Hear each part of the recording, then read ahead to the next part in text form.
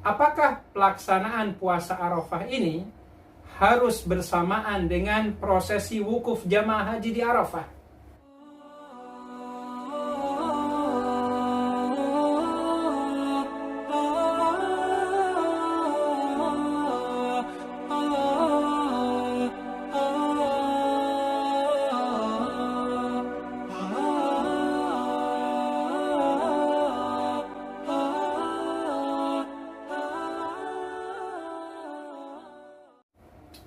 Bismillahirrahmanirrahim. Alhamdulillah wassalatu wassalamu ala rasulillah. Sahabat yang dirahmati Allah subhanahu wa ta'ala, tanpa terasa pelaksanaan hari raya Idul Kurban atau Idul Adha sudah ada di hadapan mata kita. Dan di antara rentetan amal yang menyempurnakan seluruh ibadah selama 10 hari pertama bulan Zulhijjah adalah menunaikan yang namanya saum Arafah. Bahkan saking agungnya puasa Arafah ini, baginda Nabi Muhammad SAW sampai bersabda, "Siyamu yaumi Arafah inni ahtasibu 'alallahi ayyukafira as-sanatallati ba'dahu wa sanatallati qablahu." Menunaikan saum di hari Arafah itu insya Allah akan menghapus dosa kita setahun yang lalu dan setahun yang akan datang. Oleh karenanya, bagi kita yang sehat walafiat, tidak ada uzur, maka sangat rugi kalau seandainya kita menyia-nyiakan kesempatan baik ini. Meskipun begitu, ikhwatihinkullah, sesuai dengan penamaannya saum Arafah, timbul pertanyaan, apakah pelaksanaan puasa Arafah ini harus bersamaan dengan prosesi wukuf jamaah haji di Arafah? Karena mungkin ada penamaan yang sama antara wukuf di Arafah dengan puasa Arafah. Terkait hal ini, ikhwatihinkullah, ini merupakan bagian yang para ulama berbeda pandangan. Tetapi dari begitu banyak pandangan yang ada, maka wallahu a'lam, yang paling mendekati kebenaran, yang paling maslahat adalah pandangan yang menyatakan bahwasanya tidak ada hubungan sama sekali antara wukuf di Arafah dengan pelaksanaan puasa di hari Arafah. Artinya, kalau sekiranya terjadi selisih penanggalan antara pemerintah Saudi dalam menentukan hari di mana wukuf itu ditunaikan dengan pelaksanaan Idul Kurban yang telah ditetapkan oleh pemerintah kita, kalaupun seandainya terjadi perbedaan hari, maka secara umum itu tidak menjadi sesuatu hal yang perlu dipermasalahkan. Ada beberapa alasan, ikhwatihinkullah, kenapa kemudian puasa Arafah tidak berhubungan dengan wukufnya jamaah haji di Arafah. Alasan yang pertama, secara umum pelaksanaan puasa Arafah tidak berhubungan dengan masalah tempat, tapi berhubungan dengan masalah waktu. Karena sejatinya, jamaah haji yang sedang menunaikan wukuf di Arafah, mereka tidak disunahkan untuk menunaikan puasa. Sementara kita yang ada di Indonesia ini, yang tidak berkesempatan untuk menunaikan ibadah haji, maka kita disunahkan untuk menunaikan yang namanya puasa. Jadi kalau seandainya ada hubungan antara wukuf dengan puasa Arafah, toh pada dasarnya yang menunaikan ibadah haji, mereka tidak menunaikan saum. Alasan yang kedua, ikhwatihinkullah, kalau seandainya terjadi musibah, seperti umpamanya pandemi 2 tahun kemarin, ketika pemerintah Saudi umpamanya membatalkan pelaksanaan ibadah haji, sehingga akhirnya ibadah haji ditiadakan. Pertanyaannya, kalau ibadah haji ditiadakan, apakah lantas menyebabkan puasa Arafah pun ditiadakan? Maka tentu saja tidak. Kalaupun izin Allah Ta'ala terjadi musibah di tanah suci umpamanya yang menyebabkan ibadah haji tidak bisa ditunaikan, wukuf pun tidak bisa dilaksanakan, maka saum Arafah tetap disunahkan. Alasan yang ketiga, ikhwatihinkullah, seiring dengan ekspansi penaklukan negara-negara yang dilakukan oleh para sahabat, wabil khusus di masa pemerintahan Khulafaur Rasyidin, bagaimana kemudian penaklukan itu sampai ke negeri Afrika dengan negara Mesirnya, atau bahkan sampai ke Rumania, Azerbaijan, dan beberapa negara pecahan Uni Soviet. Kalau seandainya ada keharusan penentuan puasa Arafah harus mengikuti wukuf jamaah haji di Arafah, maka ini tentu saja sesuatu yang sulit.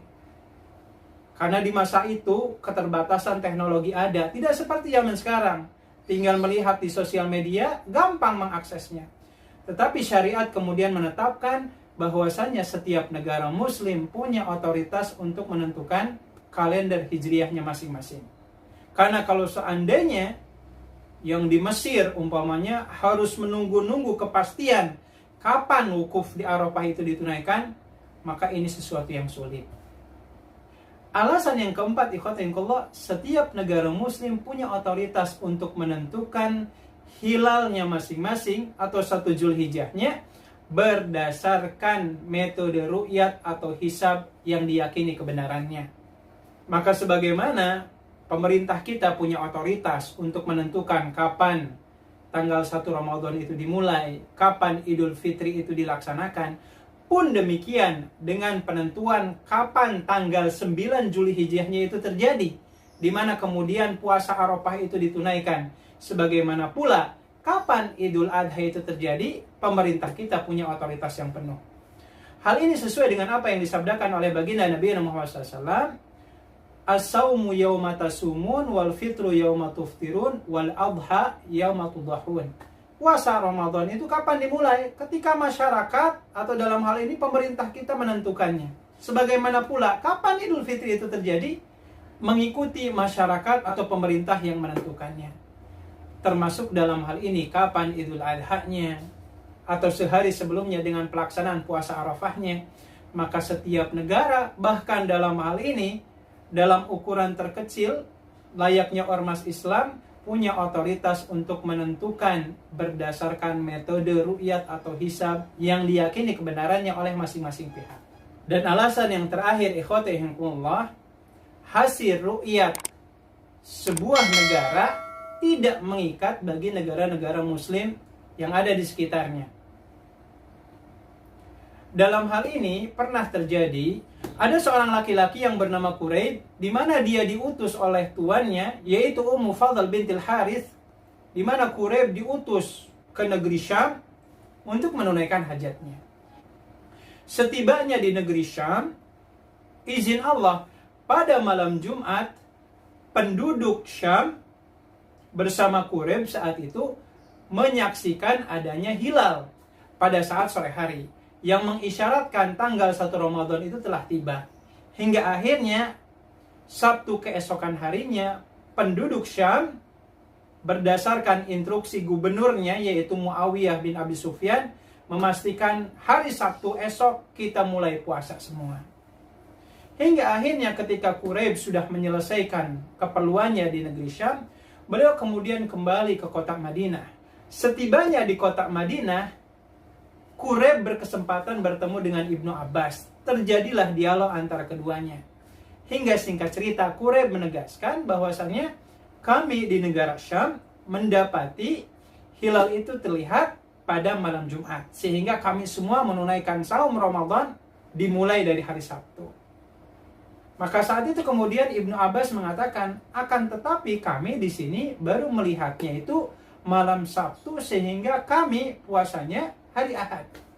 Hingga akhirnya ketika terjadi selisih 1 hari antara negeri Syam dengan kota Madinah, ini berdampak kepada penentuan tanggal 1 Syawal dengan Idul Fitrinya. Di sisi yang lain, Quraib telah menunaikan puasa 30 hari. Sementara Ibnu Abbas dan penduduk Madinah puasanya baru 29 hari. Hingga akhirnya kemudian Quraib mempertanyakan, kenapa kalian tidak mengikuti hasil ru'yatnya kami saja? Kenapa kemudian kita tidak berlebaran saja? Mengikuti hasil ru'yatnya negeri Syam. Tapi kata Ibnu Abbas, kemudian beliau menjawab, ya Anda di sana sudah melihat hilal, sementara kami di sini belum melihat hilal. Hingga akhirnya closing statementnya Ibnu Abbas radhiyallahu ta'ala anhu menegaskan, hakada amarona Rasulullah SAW. Seperti inilah Rasulullah SAW memerintahkan kita. Bagi Anda yang sudah melihat hilal, silahkan puasa. Tapi kalau belum melihat hilal, ya belum ada kewajiban. Sebagaimana pula, kalau seandainya tanggal 1 Syawal pun sudah terlihat, silahkan berlebaran. Tapi kalau belum terlihat, maka belum ada yang namanya lebaran Idul Fitri itu. Maka ini sebagai contoh, Allah, di zaman para sahabat, ada 2 negara yang hasil ru'yatnya itu berbeda antara satu dengan yang lain. Dan ternyata hasil ru'yatnya orang Syam tidak mengikat bagi saudaranya yang ada di kota Madinah. Sehingga singkatnya ya Allah, kalau seandainya terjadi selisih 1 hari antara penetapan pemerintah Saudi dengan pemerintah kita, kapan puasa Arafah itu dimulai atau kapan pelaksanaan wukuf itu ditunaikan, maka keputusan antara dua negara itu tidak mengikat antara satu dengan yang lain. Sehingga bagi kita yang akan menunaikan saum Arafah, patokan kita bukan apakah jamaah haji menunaikan wukuf atau tidak, tapi yang menjadi patokan bagi kita adalah apakah sudah masuk tanggal 9 Zulhijjah atau tidak. Mudah-mudahan ini menjadi bimbingan yang bermanfaat bagi kita semua dan ilmu yang memberikan keberkahan, sehingga jamaah sekalian, janganlah kemudian kita sia-siakan kesempatan baik ini. Mudah-mudahan Allah memberikan kepada kita kesehatan dan semangat untuk menunaikan saum Arafah, sehingga biidznillah dosa kita setahun yang lalu dan setahun yang akan datang diampuni oleh Allah Azza wa Jalla. Barakallahu lakum. Alhamdulillahirabbil alamin. Assalamualaikum warahmatullahi wabarakatuh.